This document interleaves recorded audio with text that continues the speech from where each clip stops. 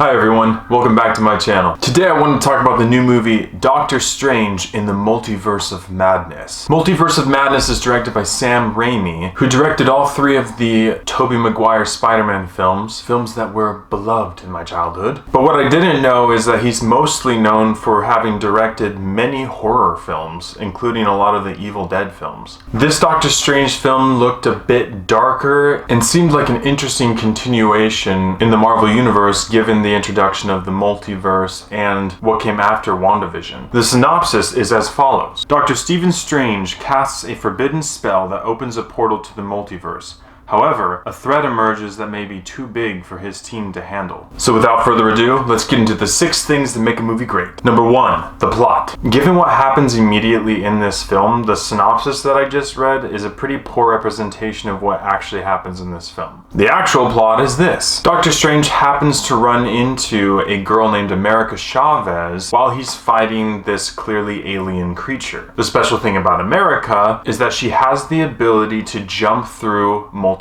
dimensions. Basically like teleportation through the multiverse. The catch is that she doesn't know how to use her power. And whatever this alien creature that Strange is fighting is clearly coming after this girl. And so Doctor Strange decides to go to Wanda to ask for help and try to protect this girl. Almost immediately as Doctor Strange does this, it's found out that the person who's hunting after this girl is Wanda Maximoff, who with the power of the Darkhold has truly become the Scarlet Witch. What follows is a lot of fighting over this girl, over the Darkhold, in between different universes, with many characters, creatures, and spells involved along the way. First of all, I really did like the idea of the plot of this film. I just think the way they did it was kind of poor. This movie's runtime is 2 hours and 6 minutes, and it classifies itself as an action-adventure film, but with the influence of Sam Raimi, I'd say this movie is definitely more of an action horror film.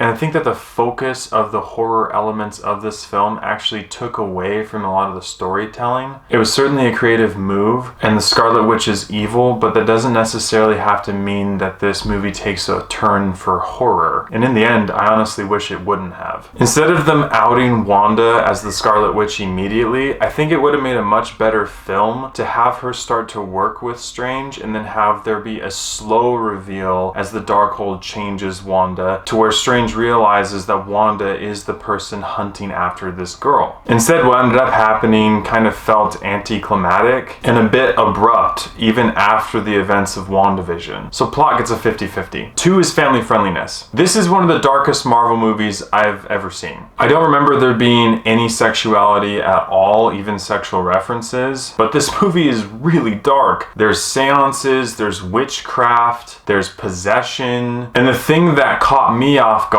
was some of the brutal deaths in this film. Marvel has always pulled the punches in the brutality of their violence, but this movie definitely edged towards the Jupiter's Legacy type violence that we saw in that TV show. There was blood, there was gore, but not enough to push this movie into an R rating, but still shocking enough to see in a Marvel film based on the other Marvel movies that we've seen up to this point. So even though this film comes plastered with the Marvel logo, I would definitely not recommend bringing your kids to this film. So family friendliness gets a thumbs down. 3 is acting and script. Benedict Cumberbatch did an excellent job playing Doctor Strange as usual, but I especially liked the performance of Rachel McAdams. I think she did an excellent job in this film, and her acting stood out the most to me. Now here comes my main gripe with this film. For me, even after watching WandaVision, the change in her personality from Wanda to the Scarlet Witch is super abrupt, to the point where it doesn't even feel like this is Wanda anymore, or any semblance of Wanda, which I can't even believe this is coming out of my mouth, but I really didn't like the acting performance of Elizabeth Olsen in this film. It just seemed bland. It seemed like she didn't want to be there. It's like she forgot to have an accent multiple times in the film. And it seemed like she was a completely different character. And I think part of that is due to a bad script. There were multiple times in this film where the lines of dialogue between characters were just empty. There comes a point where America is fighting the Scarlet Witch, and America does something cool, and she's like, and then Scarlet Witch is like,